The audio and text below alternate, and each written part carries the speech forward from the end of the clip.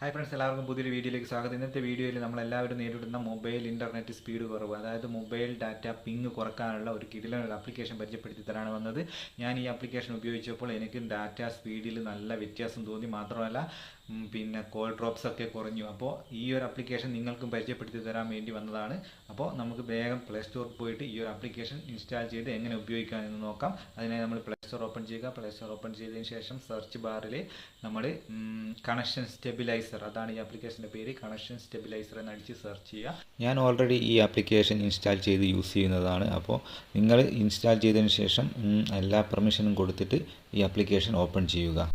Open ചെയ്ത് കഴിഞ്ഞാൽ നമുക്ക് ഇതുപോലത്തെ ഒരു ഡാഷ്ബോർഡ് കാണാൻ പറ്റും. അതിൽ കീപ്പ് എലൈവ് എന്നുള്ളൊരു ഓപ്ഷൻ കാണാം, റീകണക്റ്റർ എന്നുള്ളൊരു ഓപ്ഷൻ കാണാം, മൊബൈൽ ഡാറ്റ വൈഫൈ എന്നുള്ള. അതിൽ നമുക്ക് കീപ്പ് എലൈവ് എന്നുള്ളൊരു ഓപ്ഷനേ വേണ്ടത്. അത് നമ്മൾ ഓൺ ചെയ്ത് വെക്കുക. അത് ഓൺ ചെയ്തതിന് ശേഷം നമ്മൾ ഫോഴ്സ് കണക്റ്റ് എന്നുള്ളൊരു ഓപ്ഷൻ കാണുന്നില്ലേ, അത് ഒന്ന് ഓൺ ചെയ്യുക. അതിനുശേഷം സെറ്റിങ്സ് ഓപ്പൺ ചെയ്തതിന് ശേഷം മുകളിൽ ടോപ്പ് കാണുന്ന ആക്റ്റീവ് കീപ്പ് എലൈവ് എന്നുള്ളത് ഓപ്ഷൻ തിരഞ്ഞെടുക്കുക. അതിന് താഴെ കാണാം ഏവറേജ് പിങ് ഇൻ്റർവൽ, അത് 4 സെക്കൻഡായിട്ട് സെറ്റ് ചെയ്യുക. പിന്നെ അതിൻ്റെ തൊട്ട് താഴെ കാണുന്ന ലോങ് സൈസ് എന്നുള്ളത് 10 ആയിട്ട് നമ്മൾ സെറ്റ് ചെയ്തതിന് ശേഷം പിന്നെയും തിരിച്ച് നമ്മൾ ഹോം ഡാഷ്ബോർഡിലേക്ക് വരിക. മുകളിൽ വലതുവശത്ത് കാണുന്ന ആക്റ്റീവ് കീപ്പ് എലൈവ് എന്നുള്ള ഓപ്ഷൻ തൊട്ട് കഴിഞ്ഞാൽ നമുക്ക് പിങ് സക്സസ്ഫുൾ ആയതും ഫെയിലിയർ ആയതും ഒക്കെ അവിടെ നമുക്ക് കാണാൻ സാധിക്കുന്നതാണ്.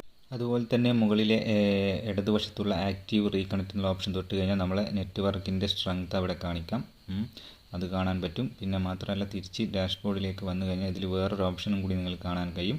റീകണക്റ്റർ എന്നുള്ളൊരു ഓപ്ഷൻ ഇതിലുണ്ട്. അത് ഓപ്ഷൻ ഓണാക്കാൻ നമ്മളെ പിന്നെ ഡെവലപ്മെൻറ്റ് മോഡ് നമ്മൾ ഓണാക്കേണ്ടി വരും.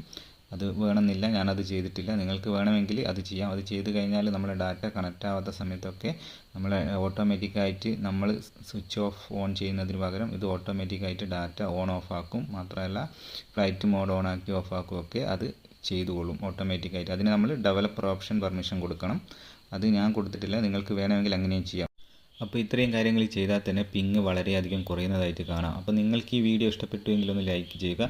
ഇതുപോലുള്ള വീഡിയോസ് തുടർന്ന് ലഭിക്കാൻ എന്നെ ഒന്ന് ഫോളോ ചെയ്യുക. അപ്പം അടുത്തൊരു വീഡിയോ ആയിട്ട് വീണ്ടും കാണാം. Good bye, it me Sreeresh.